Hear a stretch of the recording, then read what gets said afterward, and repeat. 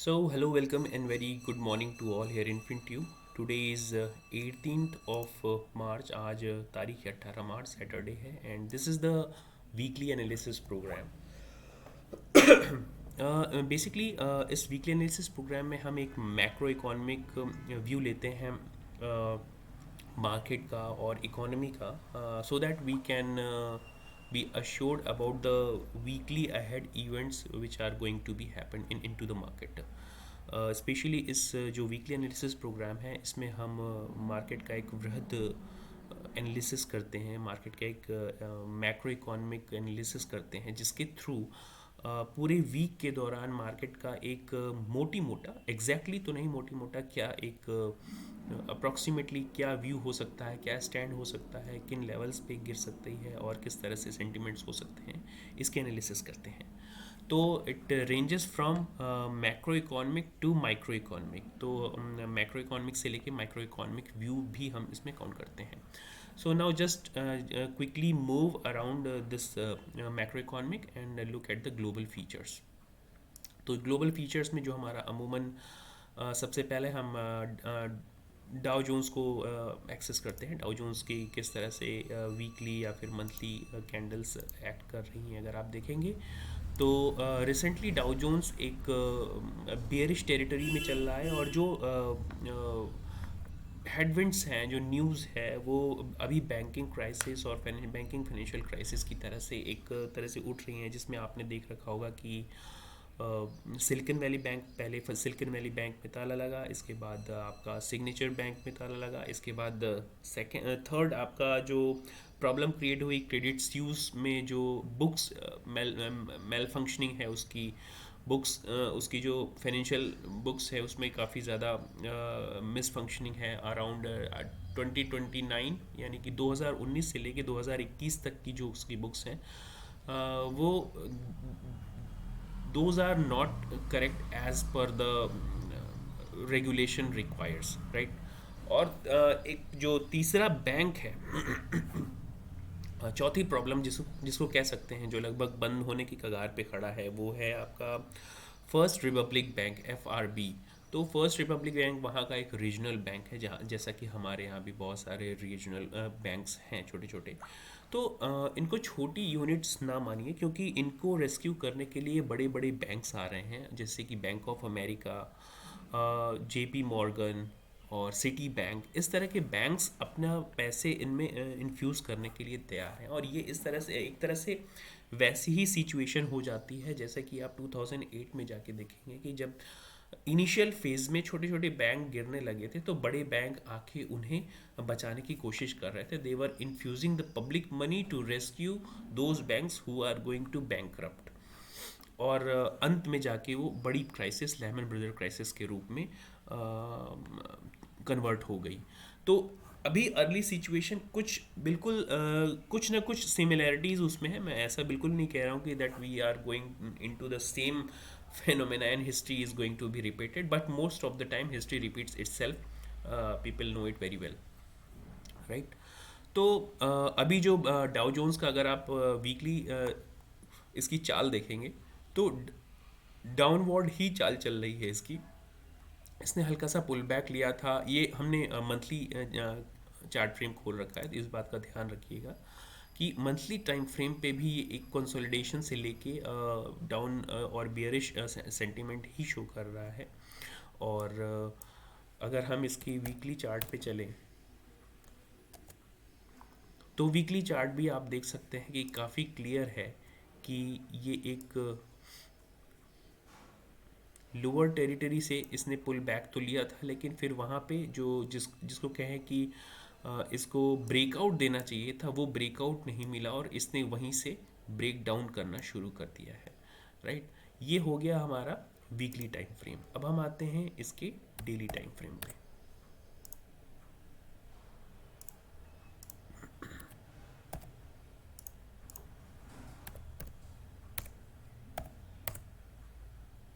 तो daily time frame पे आपको काफ़ी बेरिशनेस दिखाई देगी और लास्ट सपोर्ट इसका 31,620 के आसपास बन रहा था, और अभी भी ये एक ठीक ठाक सपोर्ट कंसीडर किया जा सकता है, लेकिन इसका मेजर सपोर्ट हम कंसीडर करेंगे इस गैप के आसपास जो बनता है 31,130 और 140 के आसपास। इसका ये जो गैप फिलअप है, गैप बाकी है फिलअप होना, शायद यहाँ पे एक अच्छा सपोर्ट लेने की कोशिश करे, और अगर इस सपोर्ट को भी ब्रेक करते हैं देन वी में inter into a very severe bearish territory. तो हमें फिर 30,280 के आसपास तक के लेवल भी यहाँ पे डाउ जोन्स में मिल सकते हैं, 30,280 के आसपास तक के लेवल, राइट।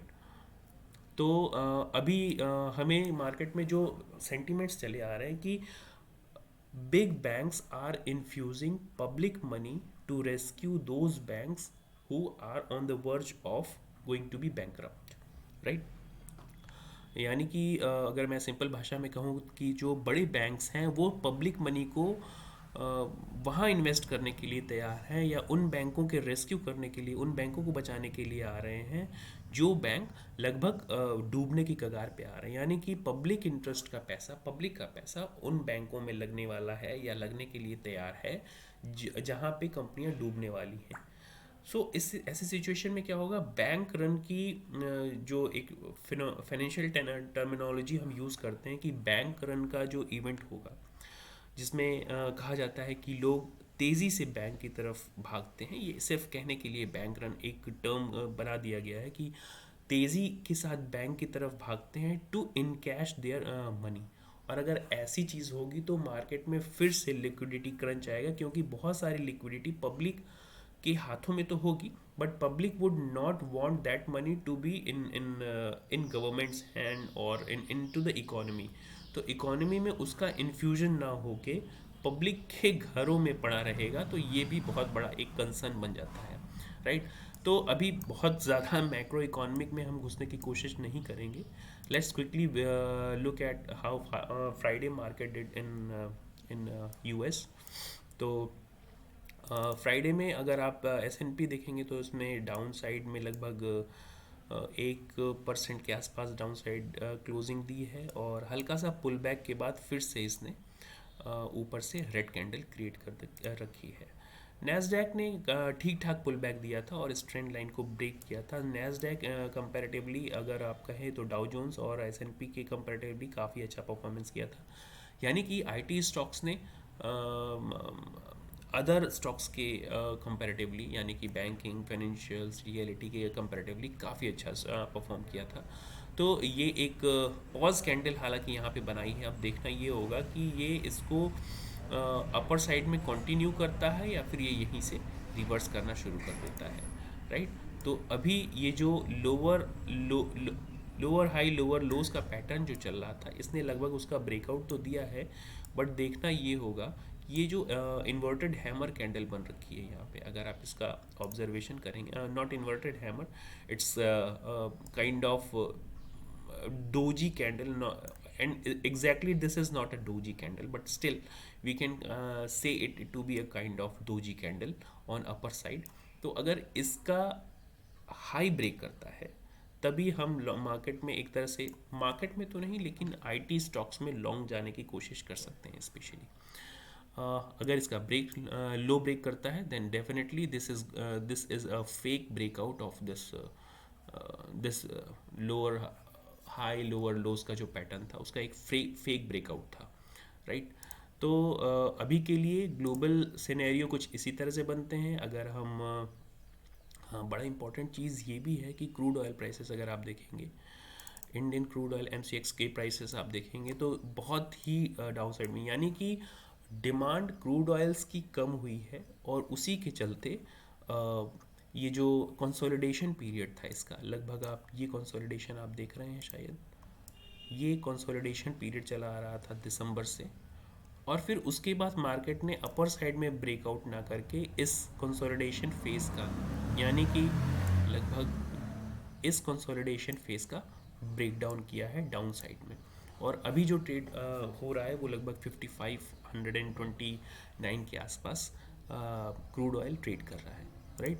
डॉलर इंडेक्स अगर आप देखेंगे, डॉलर इंडेक्स को भी एक बार हम देख लेते हैं। डॉलर इंडेक्स 105 के आसपास तक लास्ट टाइम चला गया था, और फिर वहाँ से हल्का सा कूल डाउन हुआ है, जो कि ठीक ठाक स्थिति कही जाएगी हमारे लिए। But market is not reacting as per the exact economic figures as of now. इस बात का ध्यान रखिए, क्योंकि मार्केट में काफ़ी जिटरी कंडीशंस हैं। बैंकिंग फाइनेंशियल क्राइसिस चल रही है, और उसके चलते स्पेशली बैंकिंग प्रॉब्लम में है। और अगर बैंकिंग प्रॉब्लम में आएगी तो जितने भी अदर सेक्टर्स हैं जो कि इंटर रिलेटेड हैं, स्पेशली क्रूड ऑयल या फिर डॉलर इंडेक्स, इन सब के प्राइसेस एग्जैक्टली वहाँ से फिगर आउट करना आपके लिए काफ़ी ज़्यादा मुश्किल हो जाएगा। अब आप देखिए, स्टॉक मार्केट और डॉलर यील्ड में अमूमन माना जाता है, generally it is considered that there is an inverse relationship between the stock prices और index prices and yield curve. लेकिन यील्ड कर्व अगर आप देख रहे होंगे तो यील्ड कर्व में भी गिरावट आई है, राइट। यहाँ पे आप देख रहे होंगे 2 ईयर की यील्ड कर्व में 7%, 10 ईयर की यील्ड में लगभग 4%, और 20 ईयर 1%, 30 ईयर 2%। यील्ड कर्व में भी गिरावट आई है, बट साइमल्टेनियसली डॉलर इंडेक्स में भी गिरावट आई है। तो ये अभी एक तरह से सिंक हो गया है, ये को रिलेशन जो था ये अभी सिंक हो गया है आपस में, जो कि इन्वर्स होना चाहिए। जनरली ऐसा हमेशा नहीं होता, लेकिन जनरली ऐसा ही होता है कि the yield curve, the relationship between the yield curve and stock prices are inverse, दोनों का विपरीत आपस में संबंध होता है। और जब भी स्टॉक प्राइसेस ऊपर या इंडेक्स ऊपर जाते हैं तो यील्ड कर्व अमूमन नीचे आता है। जब भी यील्ड कर्व ऊपर आता है, यानी कि जब मार्केट में इंटरेस्ट रेट उठने लगते हैं, तेज़ी से बढ़ने लगते हैं, तो मनी फ्लो कम होता है और मार्केट में इन्वेस्टमेंट कम होता है और मार्केट नीचे की तरफ आता है, राइट। तो यानी कि यील्ड कर्व अगर ऊपर जाती है तो फिर मार्केट में डाउन साइड के मूवमेंट देखे जाते हैं अमूमन। बट अभी क्या है, यील्ड कर्व भी नीचे जा रही है और मार्केट भी नीचे जा रही है, तो दोनों में सिंक्रोनाइजेशन है, just because of the current crisis into the banking sector. इसके और भी रीजंस हो सकते हैं, but this is the main reason for synchronisation between the yield curve and banks, right. इसके अलावा दूसरी चीज़ हम यहाँ पे जो चर्चा करने के लिए आज बैठे हैं वो हमारा यूएसडी आईएनआर रिलेशन भी, आपको रिलेशन भी देख सकते हैं कि यूएसडी आईएनआर लगभग अपने कंसोलिडेशन पीरियड के आसपास या हायर टाइम फ्रेम पे, अगर आप डेली टाइम फ्रेम पे अगर जाके देखेंगे तो लोअर हाइज का फॉर्मेशन और प्लस ऊपर की तरफ लगभग 83 के आसपास या 82.9 के आसपास एक रेजिस्टेंस जोन बना रहा है। और अगर इस रेजिस्टेंस जोन का ब्रेकआउट देता है, इस रेजिस्टेंस जोन का ब्रेकआउट देता है, ये जो हम बार बार रेजिस्ट करते चले आ रहे हैं, उसमें एक पैटर्न आप ये भी आइडेंटिफाई करेंगे कि जितने भी लोज बने हैं, lows are getting higher day by day, right. हालांकि ये this is not day by day analysis, but the trend line is going upper side on lower prices. तो जितने भी लोज बन रहे हैं, यानी कि this low is lower than this, so higher lows का फॉर्मेशन डाउन साइड से हो रहा है और अपर साइड में रेजिस्टेंस फेस कर रहा है मार्केट 83 के आसपास। तो 83 का जैसे ही लेवल क्रॉस होता है, ये एक तरह से ब्रेकआउट मान लिया जाएगा और फिर रुपए की गिरावट तेज़ी से होनी शुरू हो जाएगी, जो कि हमारी इंडियन इकोनॉमी को भी इम्पैक्ट कर सकता है बहुत बुरे तरीके से। और जिस तरह की बैंकिंग क्राइसिस अभी चल रही है, वो डेफिनेटली दैट में create huge havoc between not among us. So क्योंकि बहुत सारे इकोनॉमिस्ट ने इसकी सिमिलैरिटी एग्जैक्टली लेमन ब्रदर के टाइम पे जो क्राइसिस चली आ रही थी उसके हिसाब से की है। लेकिन हम अभी उस कंक्लूजन पे नहीं बैठे हैं, but still we are running in a mild to sideways kind of recession. अगर माइल्ड रिसेशन अगर इसको कहें तो ये बहुत ज़्यादा अतिशयोक्ति नहीं होगी कि this is a kind of mild recession. But severeness इसकी कितनी ज़्यादा होगी ये आने वाला समय बताएगा कि ऊंट किस करवट बैठता है। नाउ नेक्स्ट मूव हम देखते हैं। यील्ड कर्व हमने देख ही लिया कि यील्ड कर्व में जो डाउन साइड मूव आया है और उसके बाद मार्केट में सिंक्रोनाइजेशन है। दूसरा इंटरेस्टिंग चीज़ आप देखेंगे कि गोल्ड प्राइसेस ऊपर हो रहे हैं। लास्ट टाइम हमने गोल्ड के जो रेजिस्टेंस जोन क्रिएट कर रखा था, तो आप देखेंगे कि गोल्ड ने ब्रेकआउट दिया है। और ये ब्रेकआउट बहुत इम्पॉर्टेंट है इसलिए भी क्योंकि लास्ट टाइम जब हमने चर्चा की थी कि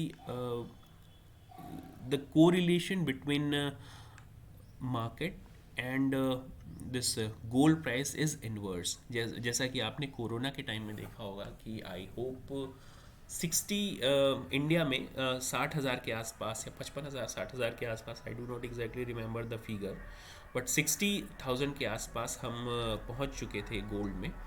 और काफ़ी हाइप क्रिएट हुआ था। उसका रीज़न यही था कि मार्केट में लोगों का फेथ कम हो गया था, राइट। तो जब मार्केट में फेथ कम होता है तो people get their money into real estate और सम मेटल में, जैसे कि गोल्ड में इन्वेस्ट कर देते हैं लोग या सोना खरीद लेते हैं।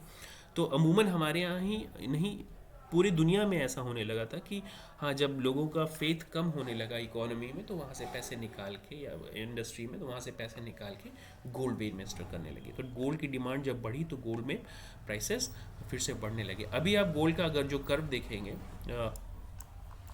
ये देख रहे होंगे कि गोल्ड ने लगभग इस तरह का ये जो ब्रेकआउट दिया है। और अगर हम इंडियन टर्म्स में भी देख लें तो इंडियन टर्म्स में भी जो MCX में हम ट्रेड करते हैं तो एक तरह से ब्रेकआउट ही दिया है इसने डेली बेसिस पे। और मंथली एक बार हम गोल्ड का मंथली चार्ट भी देख लेते हैं। तो अगर आप इसका मंथली चार्ट भी देखेंगे तो I think this is on its highest highest point as of now. Corona के टाइम से भी ऊपर जा चुका है। तो आई थिंक कोरोना में जो इसने हाई लगाया था वो था 56,000 का, और अभी है 59,000। कोरोना के टाइम से भी आई थिंक, यस, कोरोना के टाइम से भी ऊपर।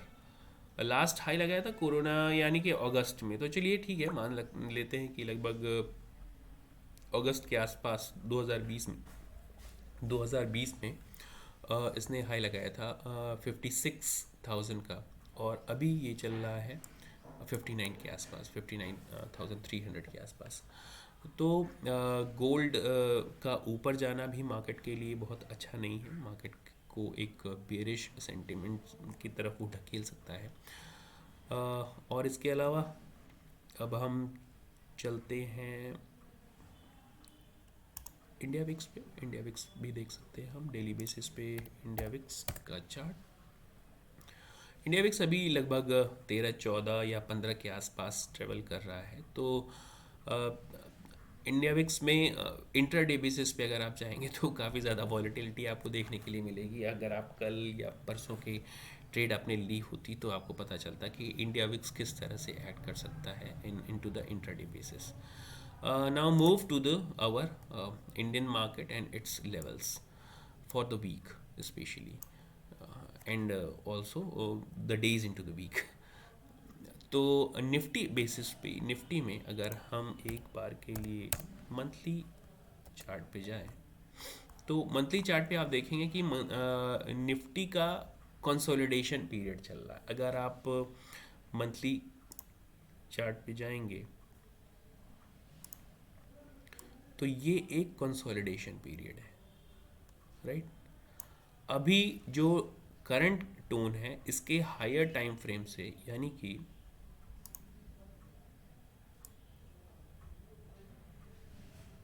लगभग 18,800 से लेके 16,800 तक का लेवल, 18,800 से 16,800 तक का लेवल, इसके लिए एक कंसोलिडेशन है on monthly basis. Monthly basis पे ये लगभग 2022 से इन्हीं लेवल्स के आसपास घूम रहा है, इन्हीं 2000 लेवल के आसपास घूम रहा है पिछले 2 साल से, राइट। और अब देखना ये होगा कि इस तरह की जो बेरिश टोन अभी आजकल में या फिर पिछले एक हफ्ते से चली आ रही है, वो बेरिश टोन इम्पैक्ट करती है इस लेवल का ब्रेकआउट या ब्रेकडाउन देती है या नहीं। तो चलिए देख लेते हैं इसे थोड़ा से छोटे टाइम फ्रेम पे चल के, यानी कि वीकली टाइम फ्रेम पे हम इसे किस तरह से देख सकते हैं। तो अगर आप इसको ओवरलुक करेंगे वीकली टाइम फ्रेम पे भी, ये एक साइडवेज टू बियरिश टेरिटरी में है। और कल की ट्रेड अगर आपने देखी हो, कल की ट्रेड जहाँ पे हमने लगभग आई थिंक 490 पॉइंट्स कैप्चर किए थे, वो भी बेयरिश ज़्यादा थे। हालांकि लास्ट में हमने एक छोटी सी लॉन्ग कॉल भी ली थी, लेकिन बहुत ही छोटे टाइम के लिए, बहुत ही छोटे टारगेट के लिए, राइट। तो अभी के लिए मार्केट में ये एक बेरिश टोन, वीकली बेसिस पे भी जो कैंडल्स अगर आप देखेंगे तो बहुत ही बेरिश कैंडल है। हालांकि 16,950 इसका एक अच्छा खासा सपोर्ट जोन है, और अगर ये टूटता है 16,950 का, तो then definitely we are going to touch this 16,780 और 7, इसको एग्जैक्टली हम कर लेते हैं 760 के आसपास, राइट। 16,760 टू 70 के आसपास इसका एक ठीक ठाक सपोर्ट जोन बनता है। और इसके बाद हमारे पास 16,650 and then we do have this 16,430 का लेवल हमारे पास आ जाता है। बहुत ही बियरिश टेरिटरी मानी जाएगी इसके लिए, अगर मार्केट इस ट्रेंड लाइन को भी ब्रेक करता है। चलिए इसको देख लेते हैं अपर साइड में, वीकली बेसिस पे। अपर साइड में मार्केट में देखिए अभी जो क्लोजिंग है वो 17,100 की आसपास है, 17,100 के आसपास की क्लोजिंग है। और एग्जैक्ट अगर आप पूछेंगे मार्केट में बाइंग जो है 17,400 के ऊपर, अगर मार्केट 17,400 के ऊपर क्लोज करता है तभी हम किसी तरीके से लॉन्ग साइड में जा सकते हैं 17,400 के ऊपर। और इसके बाद ही हम कंसीडर कर सकते हैं कि मार्केट में हम किस तरह से डिसाइड कर सकते हैं इसका अगला मूव, राइट। तो अभी के लिए मैं यहाँ पे थोड़ा सा कैमरे को ऑफ करता हूँ। Okay, so moving ahead, daily time frame पे अगर हम चलेंगे, डेली टाइम फ्रेम पे भी देखने की कोशिश करेंगे तो इसने एक तरह से डोजी कैंडल बना रखी है। Doji candle is very indecisive candle in its nature, और इनडिसाइसिव होती है जहाँ पे डिसाइड करना काफ़ी ज़्यादा डिफ़िकल्ट हो जाता है कि where the market is going to. But उसका अगर हायर पॉइंट या लोअर पॉइंट ब्रेक होता है देन मार्केट जनरली उसी तरफ मूव करने की कोशिश करता है, राइट। तो 17,400 के ऊपर, 17,400 के ऊपर ही किसी तरह का लॉन्ग बनता है। और अगर 17,400 के ऊपर इंट्राडे बेसिस पे आप क्लोज करते हैं तभी इनिशियल बेसिस पे आप अगर आप कहें तो लॉन्ग शॉर्ट कर सकते हैं, यानी कि पुट शॉर्ट कर सकते हैं on lower time, lower strike prices. But if we are not closing above this 17,400 definitely we are going to be in a sell on rise market. So we are not changing these levels as of now, क्योंकि इसको हम day to day basis पे change करने का intention नहीं रखते हैं। और हमारे जो मेजर सपोर्ट बनते हैं 16,950, हमने इसकी पहले भी चर्चा कर ली, और इसके बाद 16,770 के आसपास इसका एक इमीडिएट सपोर्ट बनेगा। Now next move to the bank Nifty. Bank Nifty में भी थिंग्स आर मोर और less same, not exact same, because यहाँ पे कंडीशन काफ़ी ज़्यादा सीवियर है, क्योंकि ग्लोबल बैंकिंग क्राइसिस का दौर अभी चल रहा है। अगर आप देखेंगे silicon valley bank signature bank, इसके बाद क्रेडिट स्यूस की जो बुक्स इशू आई हैं उन्होंने एग्जैक्टली ये एक्सेप्ट भी किया है कि they have their malfunctioning in books in their profit loss statement and their financial statement of 2029 2019 से लेके 2021 तक का उनका मेल फंक्शनिंग है उनके बुक्स में। इसके बाद जो चौथा बैंक है जिसमें फर्स्ट रिपब्लिक बैंक, उसमें भी ताले लगने की नौबत आ गई थी, जिसमें बैंक ऑफ अमेरिका और सिटी बैंक ने मनी इन्फ्यूज़ करने के लिए प्रॉमिस तो किया है। देखते हैं कि ये किस तरह से रिएक्ट करता है, बचाने की कोशिश की जा रही है। तो इन सब का प्रभाव इंडियन बैंकिंग सेक्टर में भी पड़ेगा, कहीं ना कहीं ज़रूर पड़ेगा। और क्योंकि most of the time they are inter related और इस तरह की चीज़ें जब भी बैंकिंग सेक्टर या फाइनेंशियल सेक्टर में होती हैं तो स्पेशली बैंक निफ्टी उस पर अलग तरीके से रिएक्ट करता है।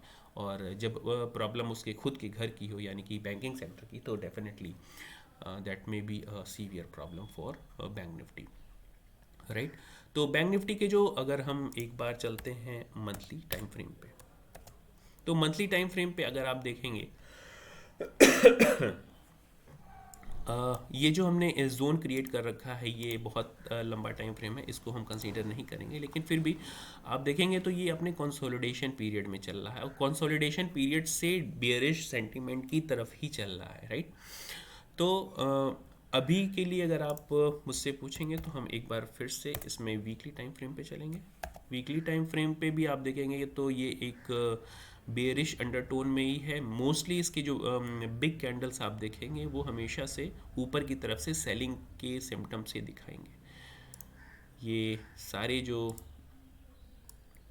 लोअर हाई लोअर लोज का फॉर्मेशन है अभी भी इसमें जारी है। तो ये lower high lower lows M pattern आपको डाउन साइड में दिख रहा होगा। Now next move to the daily time frame.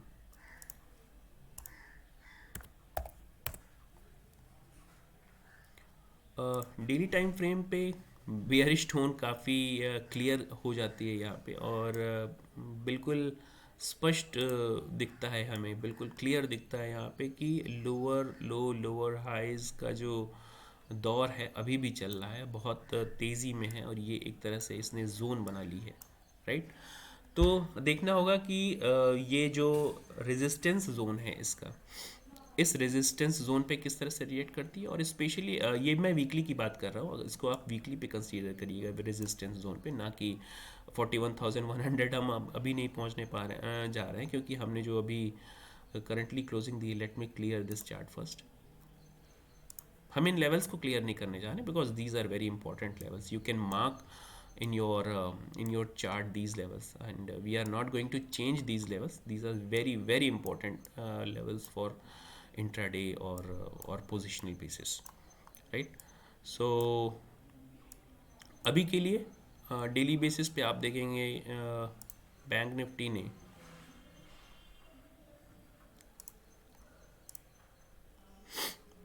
जो कल की क्लोजिंग हुई थी, यानी कि फ्राइडे की जो क्लोजिंग हुई थी लास्ट टाइम में, अगर हम एक बार के लिए इंट्राडे बेसिस पे या 15 मिनट टाइम फ्रेम पे चलेंगे तो वी शेप्ड इसने जो मूव दिया था अपर साइड में, वी शेप्ड मूव दिया था, और इस मूव के चलते बहुत से लोग यहाँ पे बुलिश हो गए थे।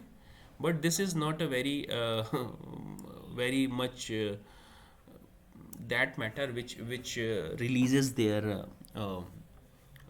जिसको आप कह सकते हैं कि ये एक ट्रैप है that has been created by bears for bulls. तो this is very easy bull trap, तो इसको हम बुल ट्रैप कह सकते हैं, क्रिएटेड बाय बियर्स। और मार्केट हमेशा इस तरह की कोशिश करता है कि कहीं ना कहीं किसी न किसी को, बुल को और बियर्स को ट्रैक किया जाए। But remember the thing, bulls and bears always make some money into the market, but pigs are slaughtered. तो ये ऐसा फिनोमेना, एक प्रोवर्ब यूज़ किया जाता है, bulls and bears both make money sometimes, but pigs are slaughtered here, right? So ये सिर्फ मजाक के लिए था। चलिए इसके आगे बढ़ते हैं। हम चलते हैं डेली टाइम फ्रेम पे पहले।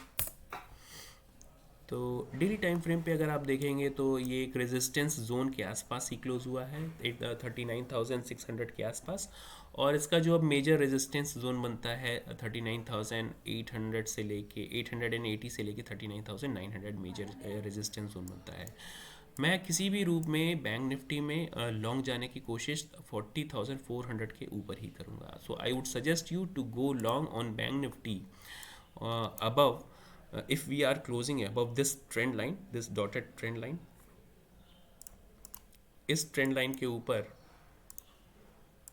इस ट्रेंड लाइन के ऊपर अगर हम क्लोज करना शुरू करते हैं 15 मिनट के बेसिस पे टाइम फ्रेम पे, तभी हम at least not 15 minute, at least on daily basis, daily basis पे अगर हम क्लोज करना शुरू करते हैं किसी भी तरीके की हैमर कैंडल या फिर इनगल्फिंग कैंडल बनाते हैं, तभी हम यहाँ पे लॉन्ग जाने की कोशिश कर सकते हैं। Otherwise I am not recommending you and I am not suggesting to go on long basis before bank nifty closes above this 40,400 का लेवल, राइट।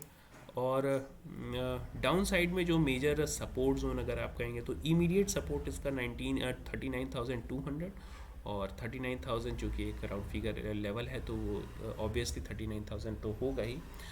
लेकिन 38,950 इसका एक अच्छा खासा सपोर्ट जोन है जहाँ से मार्केट बार बार सपोर्ट लेने की कोशिश कर रहा है। But if market is going to break this 38,900 का लेवल, 38,900 का लेवल अगर मार्केट ब्रेक होता है, हमारा फर्स्ट टारगेट फिर से हो जाएगा 38,780, और फिर उसके बाद बहुत ही लंबा टारगेट हमारे लिए बनता है। डेली टाइम फ्रेम पे अगर आप देखेंगे तो बहुत ही लंबा ये टारगेट बनता है, विच डायरेक्टली कम्स अराउंड। हालांकि बीच बीच में इसको सपोर्ट ज़रूर मिलेंगे, लेकिन इसके बाद हम 37,800 तक के लेवल्स को टच कर सकते हैं। सो ये हमारा हो गया डेली टाइम फ्रेम पे बैंक निफ्टी की analysis. Now move toward the hourly time frame.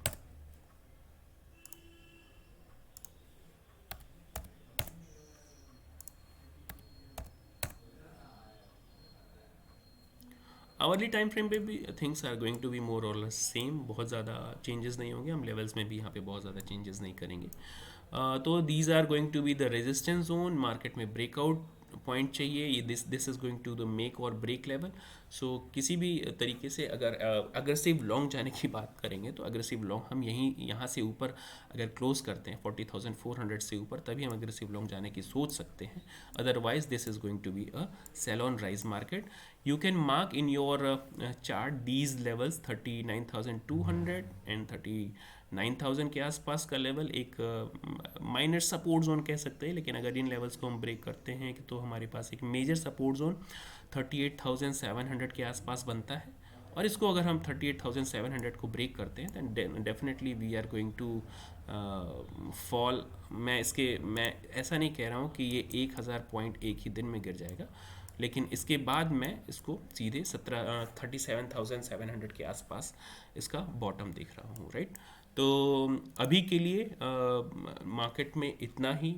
और I hope you are enjoying some learning from here. मैं बहुत ज़्यादा रिक्वेस्ट तो नहीं करता शेयर या सब्सक्राइब करने के लिए, but if you like the content and if you enjoy the content, definitely you can subscribe, like, and if you are not there into the Telegram channel where we share our live trades, live levels, जहाँ पे हम अपने live levels, live trades अपने Telegram channel पे share करते हैं। इस video के नीचे लिंक दे रखी है उस टेलीग्राम चैनल की, there you can join us, that is free of cost. और किसी भी तरीके के suggestions you can comment into the comment section below. That's it for today, thank you very much.